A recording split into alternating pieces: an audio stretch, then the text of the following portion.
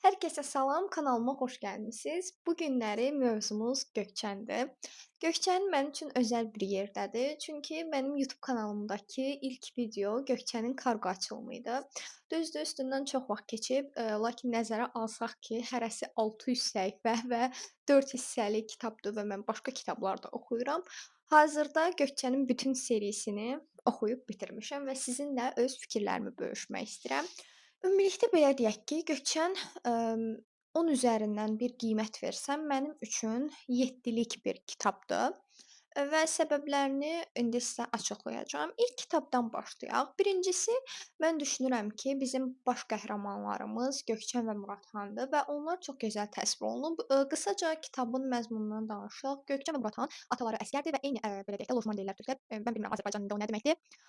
Tapıb bura sizə üçün qoyacağam onu. Eyni lojmanda qalırlar və sonra ataları eyni anda şəhid olur və onlar bir-birindən ayrı düşürlər. Bu vaxta qədər çox yaxın olublar, araları çox qəşəngdir falan filan. İlk növbədə bunu deyə bilərəm ki, Gökçən və Muradxan arasındakı əlaqə çox qəşəng təsvir olunub. Birinci hissə giriş olaraq bizə təqdim olunur. Yəni ki, serialın ilk kitabıdır və bizə nisbətən daha maraqlı olmalıdır ki, biz oxumağa davam edək növbəti kitabın hissələrini. Lakin burada belə bir şey var ki, bunu əslində bəzi insanlar sevə bilər, bəzi insanlar sevməyə bilər. Sadəcə mən öz fikrimi bölüşürəm. Mənə görə, bölmələr çox uzundur. Məsələn, 1-ci bölümlə türklər bölüm kimi gedir. Yəni 1-ci bölümlə 2-ci bölüm arası çox uzundur, dəhşət. Məsələn, və şrift də kiçik olduğuna görə biraz oxumaq çətin gəlir mənə belə kitabları. Və ondan əlavə olaraq uşaqlıqlarına çox yer verilib. Gökçən və Muradxanın məsələn, hər bölüm başlayanda demək olar ilk, kitabda uşaqlıqlarından, uşaqlıq xatirələrindən danışılır və bəziləri tamam önəmlidir, bəzi hissələr maraqlıdır hətta oxumalıdır. Lakin bəzi hissələr çox-çox, yəni abartılıb deyə düşünürəm. O qədər ehtiyac yox idi onların uşaqlığından danışmağa. Yəni nəticə etibarilə düzdür, insan uşaqlığı bu gününə təsir eləsə belə biz günümüzdə olan Muradxan və Gökçəni oxumalıyıq. Bundan əlavə qeyd eləmişəm burda ki, ilk kitab mənə görə nisbətən sıxıcı idi. Yəni, çünki oxumaqda çətinlik çəkirdim dediyim bu səbəblərə görə. Bu da nədən irəli gəlir? Əslində mən kitab seçimlərində də, kino, film seçimlərimdə, yəni hamısında belədir ki, mənə görə aksiyon, hərəkət, nəsə olmalıdır. Amma 1-ci kitabda çox da bir wow dərəcədə bir olay deyək, bir hadisə baş vermir. Buna görə mənə şəxsən sıxıcı gəlmişdi. Bundan əlavə, Gökçənin atası ilə bağlı olan qorxuları çox qəşəng yer verilib. Mənim ən sevdiyim yazı burda tərzi o idi ki, Gökçənin atası da əsgər olub, şəhid olub və Muradxanın əsgər olması da onu çox qorxudur və bunlar çox qəşəng yazılmışdı. Burda, yəni belə, əslində düşünürəm ki, bu kitab hardasa 500 nə qədər, 600 nə qədər bilmirəm, belə bir şey olmalıdır. Bir dəqiqə baxım. 526 səhifədir. Mən düşünürəm ki, bu kitabı 300 neçə səhifə ilə belə yazmaq olardı. Bəzi hissələr çox yersiz uzadılıb. Yəni 1-ci hissə ilə deyə biləcəyim bunlar idi. İndi sizə mənim ən sevdiyim cümləni seçək və oxuyaq. Yarım qalan şeylər tamamlanmaq istərlər. Yəni yarım buraxdığın şeyləri tamamlamadıqlarına görə daha iyi hatırlarsın. Həqiqətən də həyatda belədir. İnsan yarıda qoyduğu şeyləri daha çox xatırlayır və yarıda qoyduğu şeylər ona daha çox acı verir. Çünki o tamamlanma hissi, yəni tamamlansaydı necə olardı hissi həmişə onun beynində bir sual altında qalır və yaşınız neçə olur olsun, insan həmişə düşünür ki, necə olardı. Ümumiyyətlə həyatda insanı bəlkələr çox incidir. Bu kitabın mənə görə ən qəşəng cümlələrindən biri buydu. Kitabımızın ikinci hissəsi Gökçən 2 Geridə qalanlar.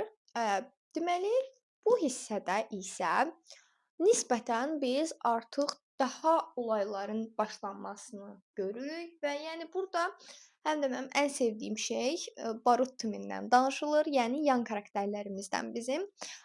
Bu məsələn mən deyim Muradxanla Gökçəni oxumaq okey, amma mənə görə Barut timini oxumaq daha əyləncəlidir. Onların arasındakı dialoqlar, onların bir-birinə münasibəti mənə çox maraqlı gəlir.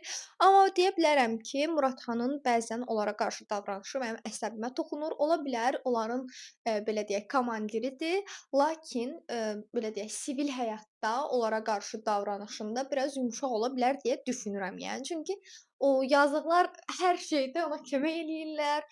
Yəni də aralarındakı dost münasibəti Yəni bilmirəm, bəlkə də mən belə düşünürəm. Subordinasiya məsələsi də ola bilər bu. Amma elədirsə niyə onda bu insanları bu qədər həyatına qatır? Belə bir şey də var. Sonra nədən danışaq?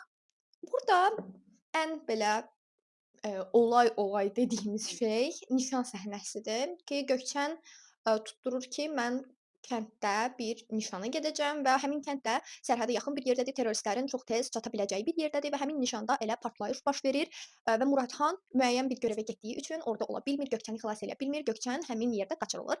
Gökçənin qaçırılma səhnələrini biz burada oxuyuruq. O vaxt yaşadığı, yəni qaçırılan zaman başına gələn hadisələr, ona Muradxanın işgəncə səhnələrini göstərirlər. Ondan sonra Zəhra ilə tanış olur və Zəhra həqiqətən mənim üçün çox gözəl bir obrazdır. Çünki o qızın yaşadıkları çox qəşəng təsvir olunub Lore Sima tərəfindən. Zəhranın hekayəsi həqiqətən məncə bu kitabdakı ən təsirli hekayələrdən biridir. Ne yaparsak yapalım, ne kadar kaçarsak kaçalım, ne senin benden başqa gedəcək yerin var, nə də benim səndən başqa yolum. Burada deməli Gökçən atası şəhid olduğu üçün, əsgər olub sonra şəhid olduğu üçün Muradxanın da dediyim kimi əsgər olmasından çox qorxurdu. Yenə o eyni itirmə qorxusu onda var idi. Yəni ya getsə və bir də gəlməsə qorxusuna görə Muradxana olan hisslərini içində gizlətməyə çalışırdı, ondan uzaq durmağa çalışırdı və burada onların üzləşməsindən bir səhnədir. Üçüncü hissə. Üçüncü hissədə nisbətən daha az post-it var. Bu da ondan irəli gəlir ki, mən narıncı rəng post-it istəyirdim. Sonra post-itim bitdi. Bayıra da çıxanda almaq hər dəfə yadımdan çıxırdı narıncı rəngdə. Ona görə post-itləməmişəm, xətt çəkmişəm altından cümlələrin. İnşallah ki, bu post-itlədiyim hissələrdən birində maraqlı bir cümlə taparam sizə oxumağa. Üçüncü hissə, baxın, birinci və ikinci hissə bu kitabda elədir ki, baxın, oxuyursunuz, amma nəsə olacaqmı deyə gözləyərək oxuyursunuz. Amma üçüncü hissə və dördüncü hissədə indi birazdan danışacağam. Mənə görə kitabın yazım tərzini bir qırağa, baş verən olaylar olsun. Belə hər şeyi oxucunu cəlb eləyən 3 və 4-dür. Mən elə düşünürəm. Məni şəxsən onlar cəlb elədi. Çünki olaylı, belə məsələn, hər kəsin həyatında nəsə baş verir. Təkcə Muradxan və Gökçəndən danışmırıq artıq. Mən burada ən sevdiyim şey yenə deyirəm, Barut timini oxumaqdır və burada Barut timinin həyatlarına, onların arasındakı dialoqlara və obrazları sayaq. İndi məsələn Süleyman və Aybikədir. Sonra Əmək var idi. İndi onun haqqında da danışacağıq. Ondan sonra Alican, Zülfikar, bunlar haqqında Barbaros, bunlar haqqında daha çox şey oxuyuruq, onların şəxsi həyatlarına toxunuruq, belə-belə.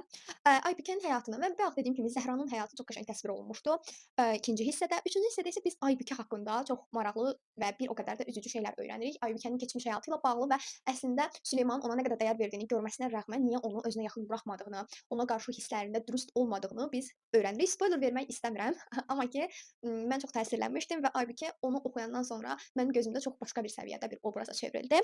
Ondan sonra Zülfikar və Duru.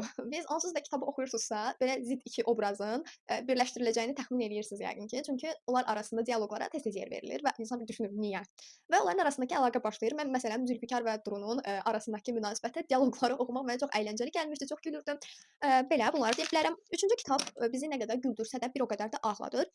Çünki ümumiyyətlə kitab bütün hissələr elədir. Bir səhifədə gülüb, bir səhifədə ağlaya bilirsiniz. Üçüncü kitabda Jinda deyə bir terrorist, bir qız var. Və bu qız, necəsə olur, demirəm necə olduğunu, bunun Gökçənin bir boğulma səhnəsi var. Burada Jinda tərəfindən o səhnə çox qəşəng yazılıb. Gökçənin oradakı qorxuları adam belə hiss eləyir və deyirsən ki, elə bil sən keçirmisən o anı. Həqiqətən də çox, belə deyim, orası çox super yazılıb. Və bu hissədə Muradxan, Gökçənə ziyan verdiyini düşünməyə başlayır. Çünki məsələn terroristlərdir falan, Gökçən qaçırılmışdı ikinci hissədə, indi bir terrorist tərəfindən boğulur falan filan. Bunların hamısı Muradxan özünü günahkar görür. Yəni fikirləşir ki, əgər mən Gökçəndən uzaq dursaydım, o belə şey yaşanmazdı. Və neyniyir? Gedir Gökçənin adından yalandan imza falan, Gökçənin işinin başqa yerə, məsələn, Silopidən İzmirə deyəsən səhv eləmirəmsə, tayinini istəyir, yəni işini ora dəyişdirməyini istəyir. Guya o özü yazmış kimi yalandan imza atır Gökçənin yerinə və bu ərizəni təqdim eləyir baş həkimə. Bu da baş həkim bunu qəbul eləməzdən qabaq gedir, necə deyim, görür bunu, Gökçəni çağırır və Gökçənlə danışır. Gökçən də başa düşür ki, bu Muradxanın işidir.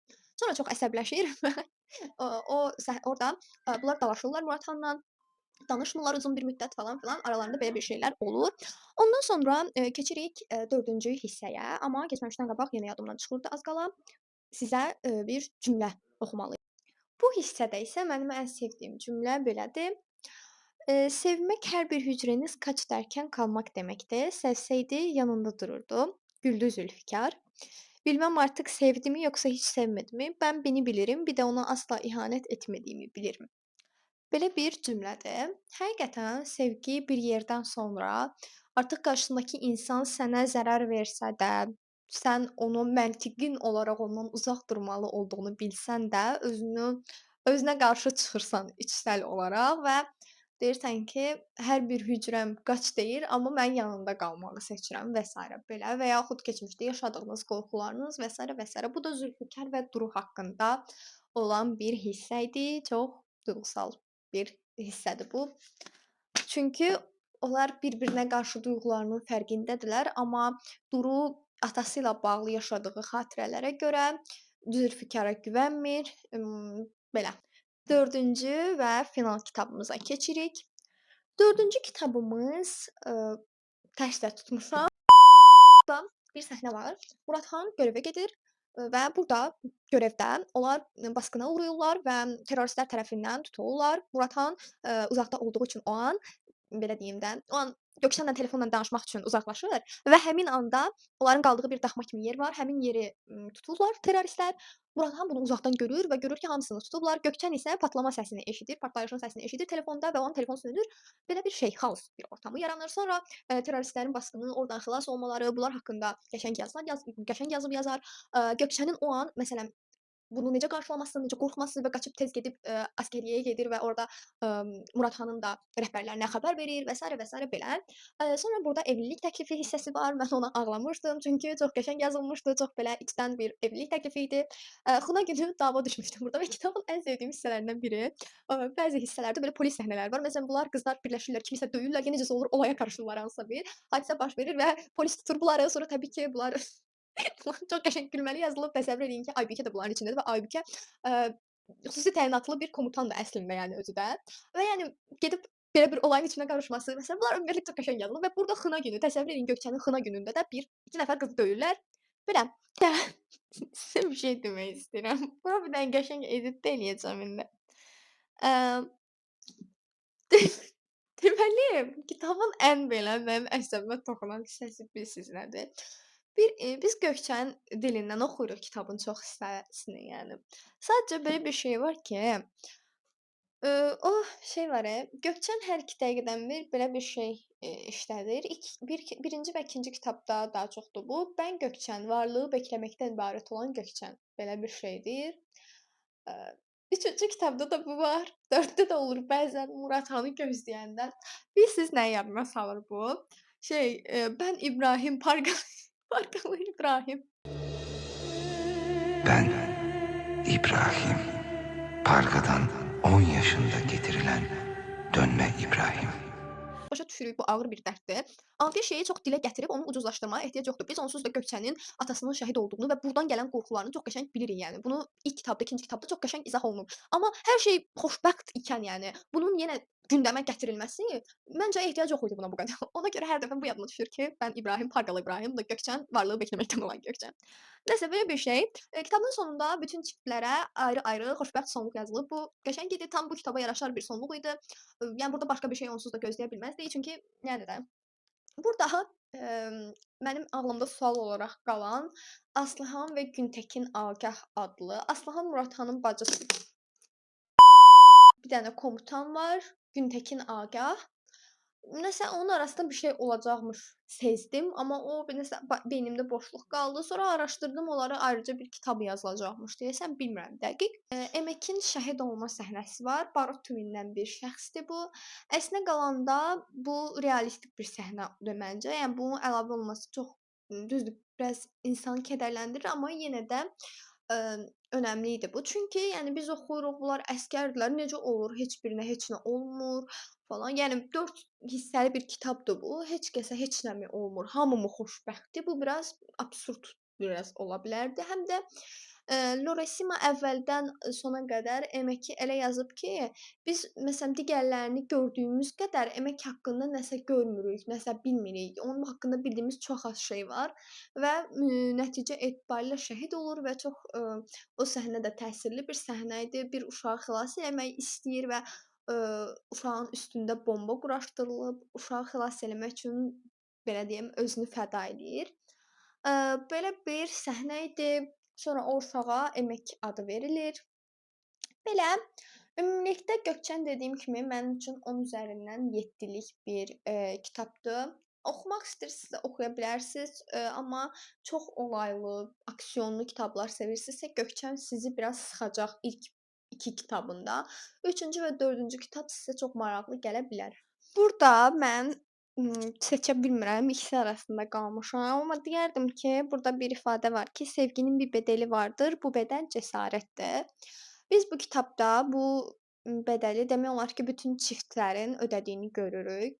Məsələn, elə Muradxan və Gövçəndən danışaq. Onlar cəsarətləri olmasaydı, əgər bu bədəli ödəməsəydilər, birlikdə ola bilməzdilər. Aybikə və Süleymandan danışaq. Eyni şəkildə Duru və Zülfikar da eyni şəkildə. Həqiqətən də sevginin bir bədəli var və bu bədəl də cəsarətdir. Yəni cəsarəti olmayan bir insan öz sevgisini nə davam elətdirə bilər, nə də ümumiyyətlə sevgi duyğusunu anlaya bilməz deyə düşünürəm. Baxın, bu da qəşəng bir cümlədir. Deyir ki, kaybetməkdən qorxma kızım, çünki həyat hep en korktuğunla sınar seni. Korkma ki korkuların seni bulmasın.